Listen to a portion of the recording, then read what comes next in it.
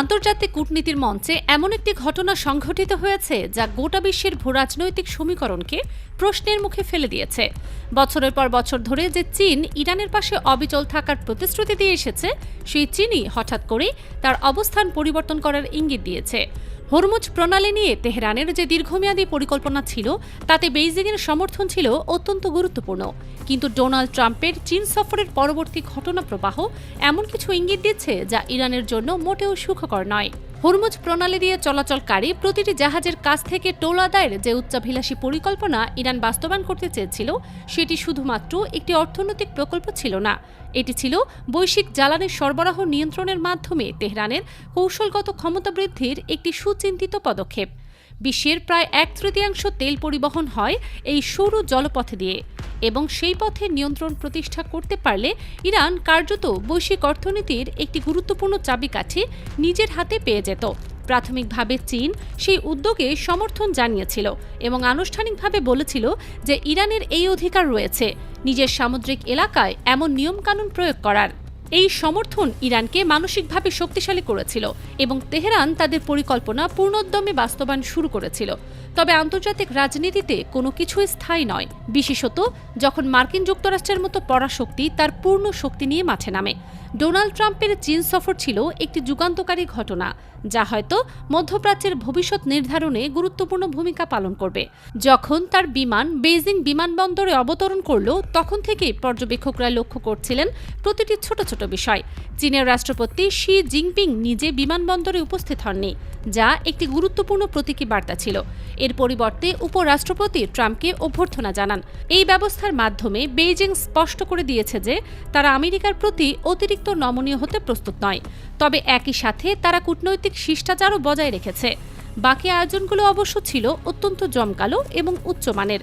চীন জানে কিভাবে রাষ্ট্রীয় অতিথিদের সম্মান জানাতে হয় এবং সেই ঐতিহ্য তারা বজায় রেখেছে। কিন্তু আসল কথা হলো যে দরজার পেছনে যে আলোচনা হয়েছে, সেখানে লুকিয়ে রয়েছে আসল রহস্য। ট্রাম্প এবং শি জিনপিং এর বৈঠক শুরু হবার পর প্রায় 18 থেকে 20 ঘন্টা অতিবাহিত না হওয়া পর্যন্ত দুই দেশের মধ্যে কি কি চুক্তি হয়েছে তা জানা যায়নি। এই দীর্ঘ নীরবতা নিজেই একটি বার্তা ছিল যে কিছু বড় সিদ্ধান্ত নেওয়া হচ্ছে, যা হয়তো আগামী মাসগুলোতে বিশ্ব রাজনীতির মানচিত্র পরিবর্তন করে দেবে। তবে যেটি সবাইকে চমকে দিয়েছে সেটি হলো বৈঠকের পরবর্তী যৌথ বিবৃতি। চীন এবং মার্কিন যুক্তরাষ্ট্র একসাথে ঘোষণা করেছে যে হরমুজ প্রণালী দিয়ে চলাচলকারী কোনো জাহাজের ইরানকে টোল দেওয়া উচিত নয়। এই বিবৃতি ছিল সরাসরি ইরানের পরিকল্পনার বিরুদ্ধে একটি কঠোর অবস্থান। যে চীন মাত্র কয়েক সপ্তাহ আগে ইরানের এই উদ্যোগকে বৈধ বলেছিল, সেই চীনই এখন আমেরিকার সাথে একই সুরে কথা বলছে। এটি ইরানের জন্য একটি বিশাল কূটনৈতিক পরাজয় এবং তেহরানের কৌশলগত হিসাবে একটা বড় ধাক্কা। মার্কিন পররাষ্ট্রমন্ত্রী একটি সাক্ষাৎকারে প্রকাশ্যে চীনের কাছে অনুরোধ করেছেন যেন বেইজিং তার প্রভাব ব্যবহার করে ইরানকে চাপ দেয় এবং হরমুজ প্রণালী খুলে দিতে বাধ্য করে। এই অনুরোধের মাধ্যমেই আমেরিকার বর্তমান দুর্বল অবস্থানের প্রতিফলন দেখা যায়। ওয়াশিংটন ইতিমধ্যেই সামরিক চাপ, অর্থনৈতিক নিষেধাজ্ঞা এবং কূটনৈতিক বিচ্ছিন্নতা সহ সব ধরনের কৌশল প্রয়োগ করেছে ইরানের বিরুদ্ধে। কিন্তু তেহরান এক চুলও নড়েনি তার অবস্থান থেকে, বরং ইরান তার নিয়ন্ত্রণ আরও জোরদার করেছে এবং আরও কঠোর নিয়মকানুন প্রয়োগ শুরু করেছে। এখন পরিস্থিতি এমন পর্যায়ে এসেছে যে আমেরিকা তার শত্রু দেশগুলোর সাথেও আলোচনায় বসতে বাধ্য হচ্ছে। যে ট্রাম্প একসময় চীনকে হুমকি দিত, তাইওয়ানকে অস্ত্রে সজ্জিত করত এবং বাণিজ্য যুদ্ধের হুমকি দিত, সেই ট্রাম্পই এখন বেইজিংয়ে গিয়ে সহযোগিতা চাইছে। এটি ইরানের শক্তির একটি স্পষ্ট প্রমাণ যে তেহরান কিভাবে বৈশ্বিক পরাশক্তিগুলোকে তার ইচ্ছার সামনে নতি স্বীকার করাতে বাধ্য করতে পারে। মার্কিন সামরিক প্রস্তুতিও থেমে নেই। ইউরোপের আকাশে পারমাণবিক বোমা বহনকারী বিমান উঠতে দেখা গেছে, যা একটি স্পষ্ট হুমকির বার্তা।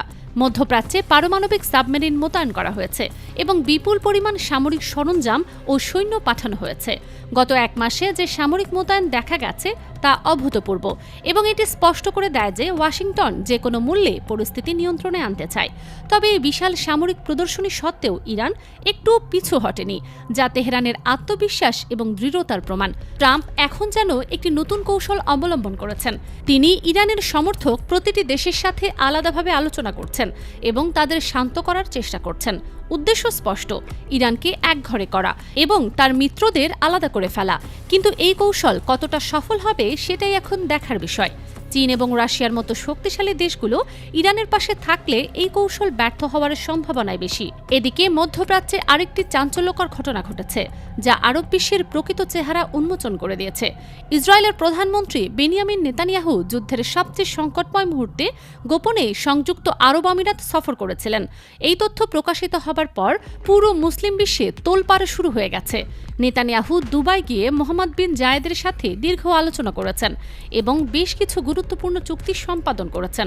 ইসরায়েলের প্রধানমন্ত্রীর অফিস থেকে এই সফরের বিষয়টি নিশ্চিত করা হলেও সংযুক্ত আরব আমিরাত তা অস্বীকার করেছে। এই স্ববিরোধী অবস্থান সংযুক্ত আরব আমিরাতের দ্বিমুখী নীতিকে আরও স্পষ্ট করে তুলেছে। যুদ্ধের সময় সংযুক্ত আরব আমিরাতের শীর্ষ কর্মকর্তারা প্রকাশ্যে বলেছিলেন যে এই যুদ্ধ প্রমাণ করেছে তাদের ইসরায়েলের আরও কাছাকাছি যেতে হবে। তারা স্পষ্ট করে জানিয়ে দিয়েছেন যে তারা ইসরায়েলের পক্ষে এবং ইসরায়েলের সাথেই থাকবে। এই ঘোষণা আরব বিশ্বে ব্যাপক সমালোচনার জন্ম দিয়েছে এবং অনেকে এখন সংযুক্ত আরব আমিরাতকে মধ্যপ্রাচ্যের দ্বিতীয় ইসরায়েল হিসেবে দেখতে শুরু করেছেন। ইরান তার নিয়ন্ত্রণ আরও প্রাতিষ্ঠানিক রূপ দিয়েছে। হরমুজ প্রণালী দিয়ে যেতে ইচ্ছুক প্রতিটি জাহাজকে এখন একটি বিস্তারিত আবেদন ফর্ম পূরণ করতে হবে। এই ফর্মে জাহাজের সমস্ত তথ্য, পণ্যের বিবরণ, গন্তব্য এবং অন্যান্য প্রয়োজনীয় সব তথ্য দিতে হবে। আবেদন জমা দেবার পর ইরানের অনুমোদনের জন্য অপেক্ষা করতে হবে। এই পুরো প্রক্রিয়া ইরানের সার্বভৌমত্বকে আরও শক্তিশালী করেছে এবং বিশ্বকে জানিয়ে দিয়েছে যে তেহরান তার অবস্থান থেকে 1 ইঞ্চিও সরবে না।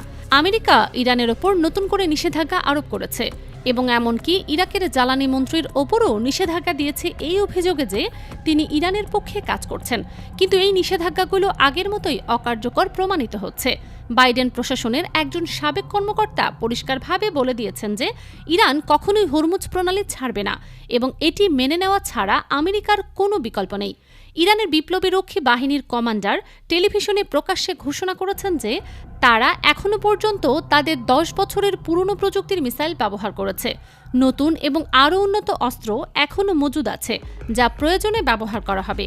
এই বক্তব্য একটি স্পষ্ট সতর্কবার্তা যে ইরান তার সম্পূর্ণ সামরিক সক্ষমতা এখনও প্রদর্শন করেনি। ভ্যাটিকানেও নড়াচড়া শুরু হয়েছে। মার্কিন পররাষ্ট্রমন্ত্রী মার্কো রুবিও পোপের সাথে দেখা করেছেন। ট্রাম্পের সাথে পোপের যে দ্বন্দ্ব সৃষ্টি হয়েছিল তা নিরসনের চেষ্টায়। খ্রিস্টান বিশ্বের সমর্থন হারানো আমেরিকার জন্য একটি বড় আঘাত হবে, তাই এখন ক্ষয়ক্ষতি নিয়ন্ত্রণের চেষ্টা চলছে। ইরান যে ট্যাঙ্কার জব্দ করেছিল তার ভিডিও এখন প্রকাশ করা হয়েছে। ভিডিওতে দেখা যাচ্ছে ইরানের রক্ষী বাহিনী ট্যাঙ্কারের ভেতরে আয়াতুল্লাহ খামেনির ছবি টাঙিয়ে দিয়েছেন, যা একটি শক্তিশালী প্রতীকী বার্তা বহন করে। বাহরাইন জাতিসংঘে ইরানের বিরুদ্ধে নতুন প্রস্তাবনার প্রস্তুতি নিচ্ছে, কিন্তু চীন এবং রাশিয়ার ভেটো ক্ষমতার কারণে সেই প্রস্তাব পাশ হবার সম্ভাবনা নেই বললেই চলে। পরিস্থিতি এখন এমন পর্যায়ে যে পরবর্তী কয়েক সপ্তাহ নির্ধারণ করবে মধ্যপ্রাচ্যের ভবিষ্যৎ কোন দিকে যাবে।